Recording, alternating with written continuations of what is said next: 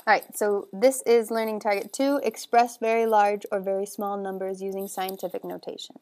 So we have two columns of numbers right here. These are all in scientific notation and these are not.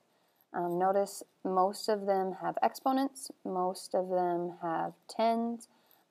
So if you notice on the scientific notation sign, all of them are times 10 to some exponent. Okay, not all of these are. So I'm going to go ahead and say that 10 is part of scientific notation.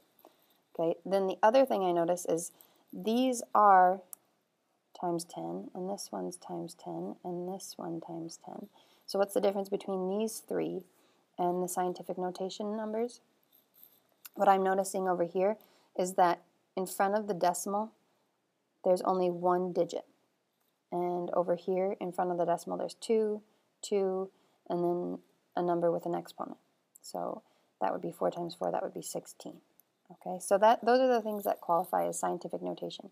It's one digit in front of a decimal, and then remaining digits that aren't 0, so out as far as you need to until you reach all zeros, and then times 10 to a power.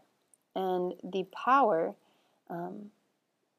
if you take something times 10, you guys know if we take like 32 times 10, we just add a 0 to it, so it becomes 320. If we take 3.2 times 10, it just becomes 32, because we just move the decimal one place for each 0 that we multiply by. So in scientific notation, this would be 3.4 times 10 5 times, which would be 3.4, and then we're going to move the 0 1, 2, 3, 4, 5 places. So 34 with 1, 2, 3, 4 zeros, because we move the decimal 1, 2, 3, 4, 5 places. So that number is actually 340,000. So scientific notation is a way to write that much smaller. So this one, we would move the decimal place 3 places. So this would become 7.04 would become 704. 6.023 times 10 to the 17th power would end up being 6, and then 1, 2, 3 places gets us to the end of the number. And so we still have 14 more places to go, so that's going to be 14 zeros. So that's a very large number. So you can see, especially in this case, why writing in scientific notation kind of simplifies things. Okay, and 8 times 10 to the first power is simply 80. So usually you won't see a simple number like that written in scientific notation, nor will you see this one. This would be 160 if we move the decimal 2 spots.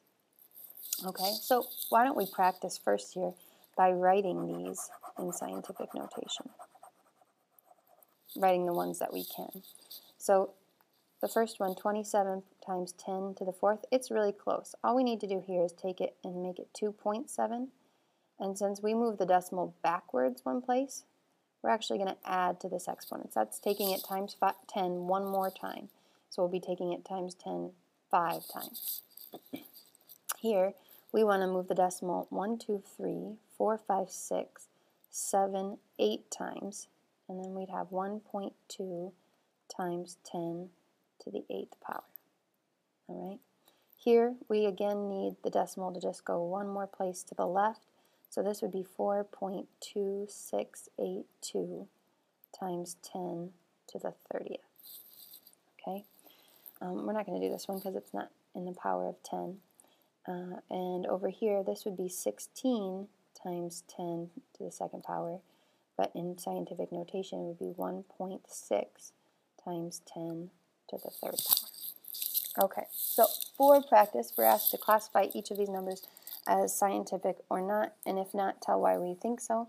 This one digit in front times 10 to a power is, and I'm going to practice just writing that in expanded form.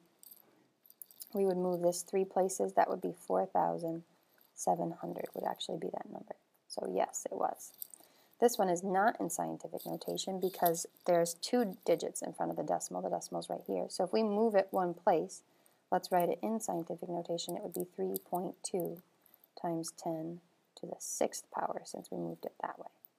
Okay, and then this one is not in scientific notation because actually one digit should be in front of the decimal. That's not a 0, so it should be 2.8 times 10. And since we moved it to the right, we are taking times 10 one less time. Okay, we actually divided by 10 there, so that's going to be times 10 to the 10th power. All right. So we have a problem here. Meredith is doing a report on stars and wants an estimate of the total number of stars in the universe. She reads that an astronomer estimates that there are at least 125 billion galaxies in our universe, and in each galaxy there's about 100 billion stars, because the Milky Way and the Earth's galaxy estimates to have that many. So let's first take 125 billion. That would look like this. So I'm going to write that in scientific notation. That would be 1.25, and then we need to move the decimal 3, 6, 9, 10, 11 points. So times 10 to the 11th power. And then let's look at 100 billion. That would be this. And we need to take, that's going to be 1.0 times 10 to the 3, 6, 9, 10, 11 to the 11th power. So to get the total number of stars, we would take the total number of galaxies times the total number of stars. So 1.25 times 10 to the 11th times 1.0 times 10 to the 11th. I'm going to simplify this using the commutative property. Okay, this is all just multiplying all these things together. So we could say this is 1.25 times 1. So just this times this, right? We can also say that this is times 10 to the 11th times 10 to the 11th. And using our properties of exponents, I know when we have the same base, we can just add the exponents. And 1.25 times 1 is just 1.25, and then times 10 to the 11th plus 11th would be times 10 to the 22nd power. Okay, so using the property of exponents, I can just simplify that. Okay, so let's actually figure out what this would be. That would be 125, and that moved my decimal 2 places, so I have 20 more to go.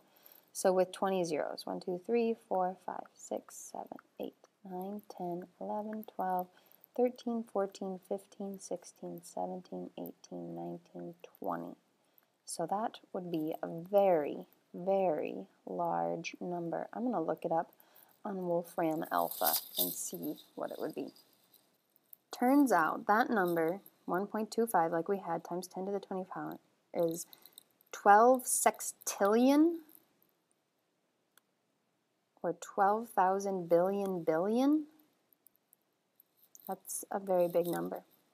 Okay, so before class, you are asked to write this number here and this number here in scientific notation. Okay. Remember, when you're going backwards, you are subtracting. So I'm going to show you an example of that because we haven't done any of this. So let's say I have 0.000362. And I want to write that in scientific notation. I actually need to move my decimal backwards, 1, 2, 3, 4 places. So then I would have 3.62 times 10. And since I divided by 10 4 times, it's going to be 10 to the negative 4th. Because remember, in our properties of exponents, that's 1 over 10 to the 4th. So since I divided by 10 4 times, that's what this is. Okay, so it could also be written as just 3.62 divided by 10 to the 4th.